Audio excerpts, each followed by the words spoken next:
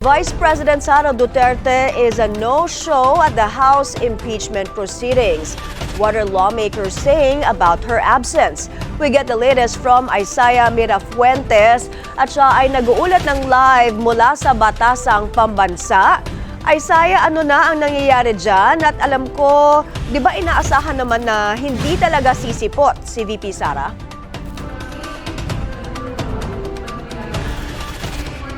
Tama ka dyan, May, no? Pero nga sa nagpapatuloy na pagdinig ng House Justice Committee kaugnay sa impeachment complaints laban kay Vice President Sara Duterte, mariing iginiit ng mga liderato ng komite na sa kabila ng krisis raw na nangyayari sa bansa, hindi dapat makalimutan ang kanilang obligasyon at pananagutan sa bayan. Anila, kailangan mapanagot ang lahat ng sangkot sa anomalya sa bansa.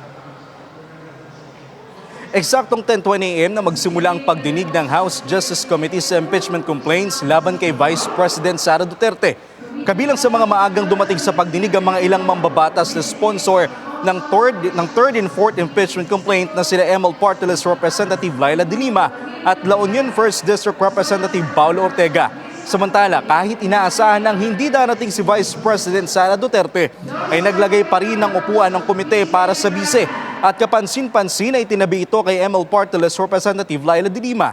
Maliban dito, may dalang paper bag ng Mary Grace Restaurant at pagkain na piyato si Akbayan Party List Representative Chel Jokno. Aniya, akala raw niya darating ang bise kaya nagdala siya ng pagkain.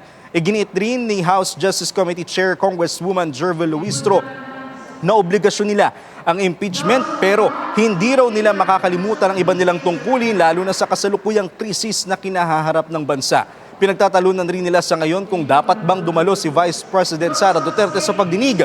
Ayon kasi kay Cagayan de Oro Representative Rufus Rodriguez, karapatan ng bise na hindi dumalo pero iginiit ng ilang mga miyembro ng komite na dapat nandito si VP Sara para matanong siya ng mga clarificatory question. Nilinaw rin ng liderato ng komite na hindi ganap na trial ang pagdinig ngayong araw. Ayon kay Luistro, ito raw ay isang clarificatory hearing lamang.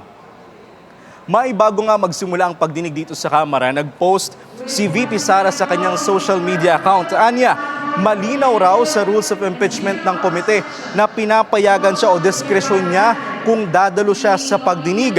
Ayon rin sa kay VP Sara, naniniwala siya na gagamitin lang daw ng ilang mga mambabatas ang pagdinig ngayong araw para magkaroon ng tinatawag na fishing expedition.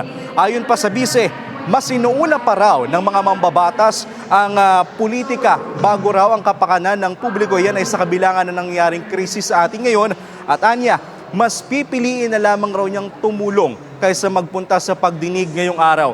May magbibigay lang ako ng update, karagdagang update kaugnay nga sa pagdinig. Sa botong 34-10, inaprubahan ng House Justice Committee ang motion na humihiling na ipasabpina ng komite ang Office of the Ombudsman para sa salin ni Vice President Sara Duterte para sa taong 2007 hanggang 2013, 2016 hanggang 2022 at 2022 hanggang 2025. Maliban dyan, may nagmosyon rin sila na ipasabpina ang NBI kaugnay naman sa mga records ng investigasyon sa umano'y mga bantang ginawa ni Vice President Sara Duterte. Yan ay para sa reklamong grave threats laban sa first couple na si Pangulong Marcos at sa kanyang asawa na si First Lady Liza Araneta Marcos at dating House Speaker Martin Romualdez. May. Isaiah, may dumalo ba sa kampo ni VP Sara? At tama ba mayroon siyang 16 na abogado?